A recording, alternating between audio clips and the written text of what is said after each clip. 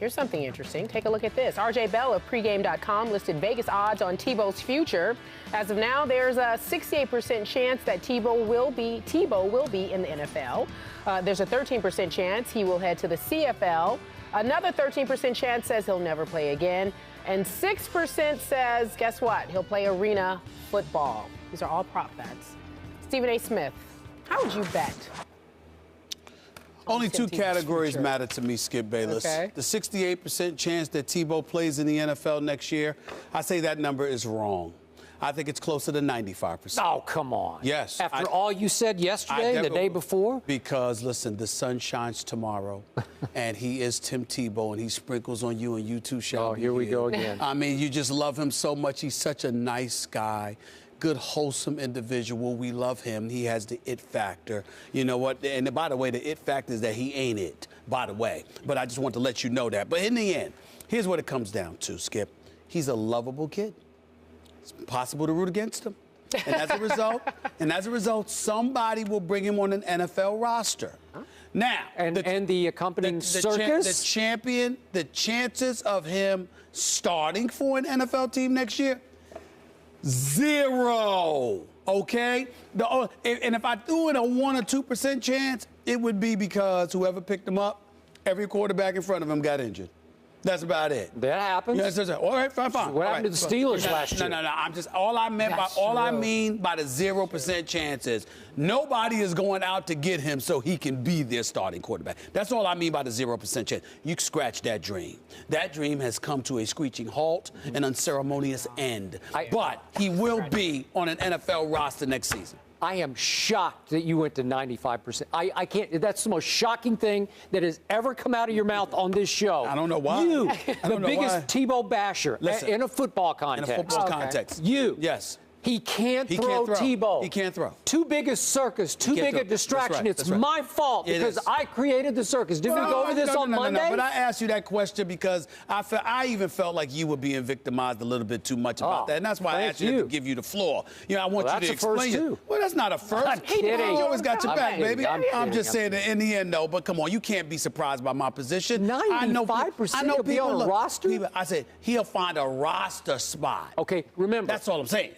I'm pretty sure I'm right about this. Tim Tebow will not relegate himself to play H-back for somebody. It'll be quarterback or bust. You mean, so in other words, he won't accept going to an NFL team unless he can be a quarterback? No. Really? Does that reduce your 95? And by the way, are you saying, I mean, what does that mean? Third string, fourth string, like you pointed out in Denver? I mean, what is it? Because you said he was fourth string in Denver. Yeah. You know, he was third string and then elevated to starter. If somebody wants to give him a shot as quarterback. Now, maybe he would agree to other roles as long as you let him play some quarterback, as the Jets did.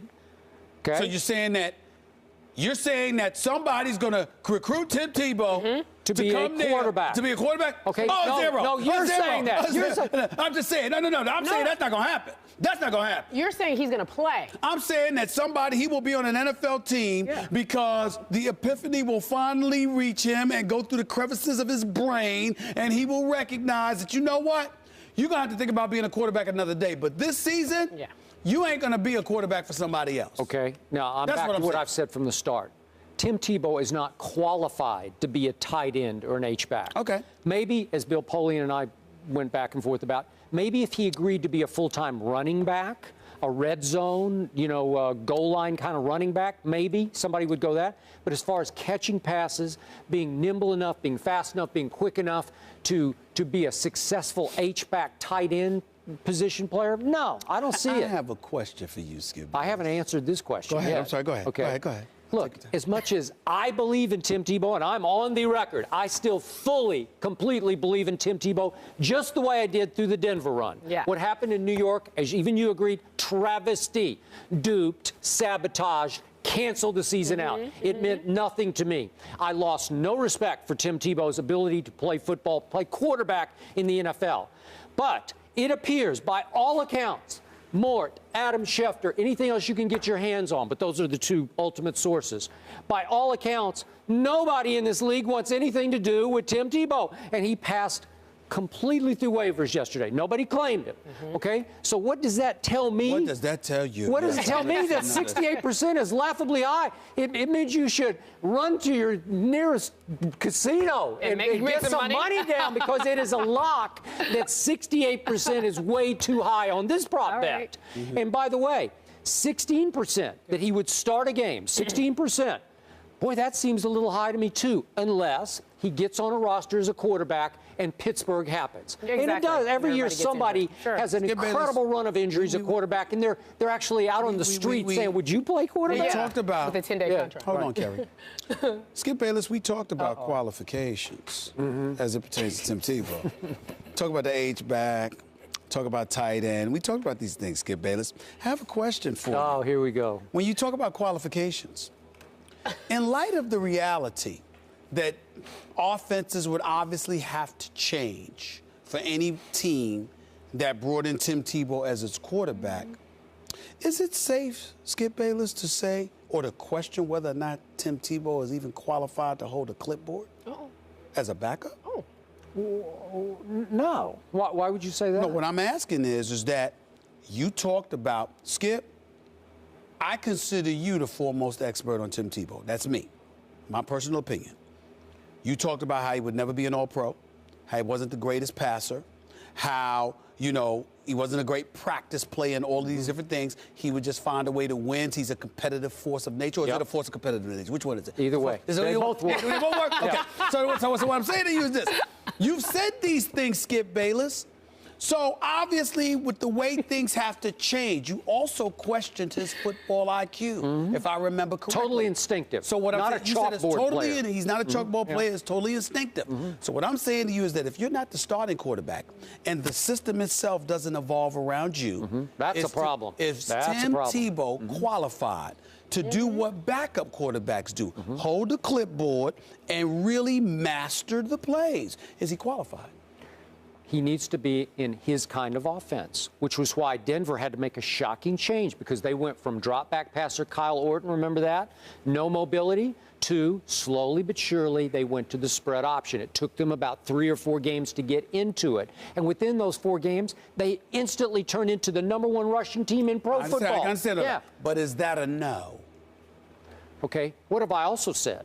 No, I need an answer. Wait. I'm waiting for an answer. There's a part B. Can I get an answer to my question? Can I get an answer to my question? I know I'll get you. I was the first to acknowledge. Can I get an answer? That as a backup quarterback, Tim Tebow's a problem, because the circus comes to town. Forget that for a second. It's not my fault. It's not my circus. I'm still asking the question, Skip. You don't get to get around it. Is the man qualified to hold the clipboard and master an offense that is being run out on the field? Yes or no? If it's his kind of offense. No, but it's not going to be, because obviously another quarterback wouldn't be playing his offense. Well, we see a lot of spread option. No, I understand. He could back up RG3, he could back up Russell Wilson, he could back up Kaepernick. Okay.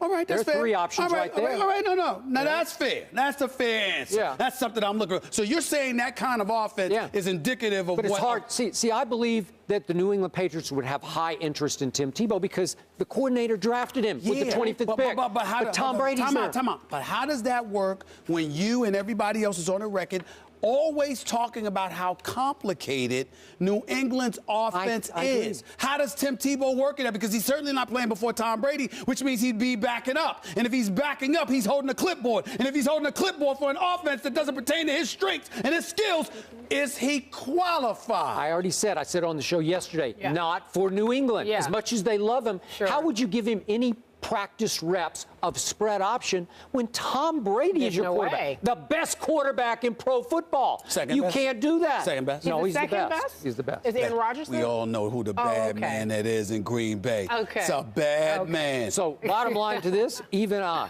as the biggest Tebow supporter, I would bet against the 68% right now from what I know. That's shocking. Because I don't know anything. I don't know any interest. They'll find a way. He's such, he's poly purebred as far as I'm concerned. But they'll find a way to put him on a roster because they like him. This is all about cold-blooded winning.